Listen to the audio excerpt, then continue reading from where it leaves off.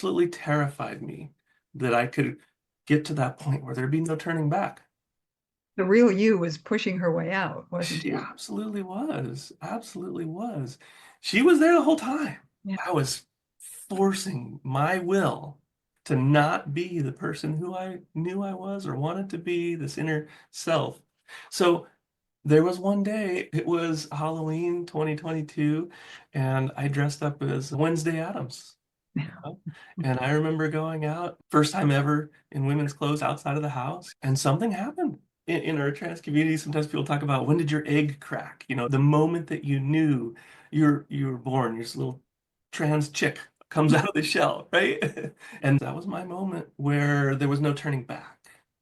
Mm. I always say, Tamara, we transition to be who we've always been. Mm-hmm. It sounds like you would definitely agree with that. 100%. I always knew. I hear people like, well, did you know you were transgender when you were younger? Yeah, I knew, but there's a huge difference between me knowing and me accepting. These are From two different things. and the acceptance, it's the socialization that you were going through then, right? Absolutely. You That know, was your cue that everything you were thinking was wrong. 100%, 100%. So I knew I had these feelings, these desires, these needs that I refused to let happen and I refused to acknowledge. So I shaved that beard the next day. Congratulations.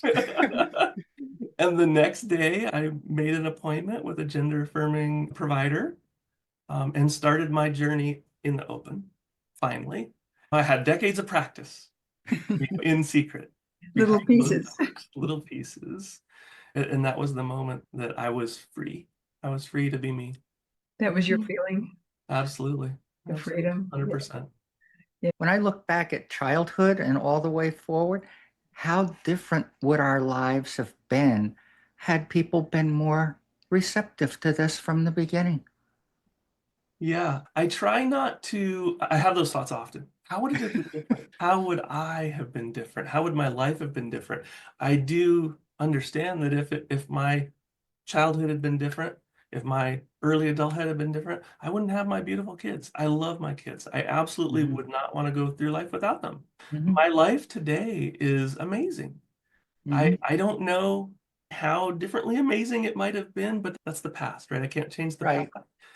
I'm grateful I got to where I am today.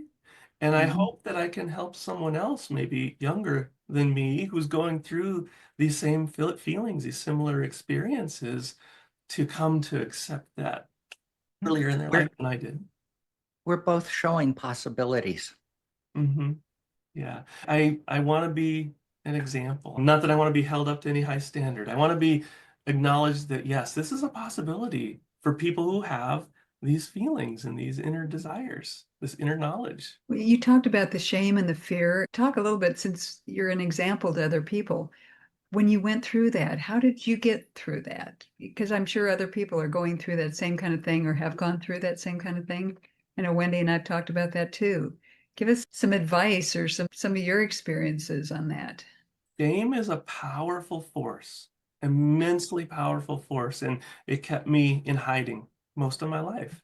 When I got sober, I had to go through a journey to cast off the shame. And some of the shame, it was all about like how I had been thinking, what my sexual desires and attractions had been up here, in here, reconciling that with my marriage and my family life, my professional life. And I mentioned like, oh my God, if people could read my thoughts and they would find out, I had this fear of rejection because of shame. And I got introduced to the author Brene Brown and some of her podcasts, and she talks about the difference between shame and guilt. I didn't understand there was a difference between those two Mhm. things. I thought they were one and the same. I didn't understand that the guilt is the things that I've done. The shame is who I am as a person, you know? And for me, I couldn't separate those two things. I didn't know how. I didn't have the tools to do it. And I got into therapy, into sobriety, and going through this journey looking at my life. And I slowly came to understand the difference between those things. Such a liberating experience, but it didn't happen overnight. It took time and it took work and it took effort. It took pushing through a lot of fear. a lot of fear, again, of rejection, of being cast out from my friend group, from family, from society. And so, yeah, shame kept me in bondage. It keeps a lot of us in bondage. And once we get out of that and recognize the power of it, possibilities are, I don't know, sound like a cliche, possibilities are endless. But it's But it's true. true. True.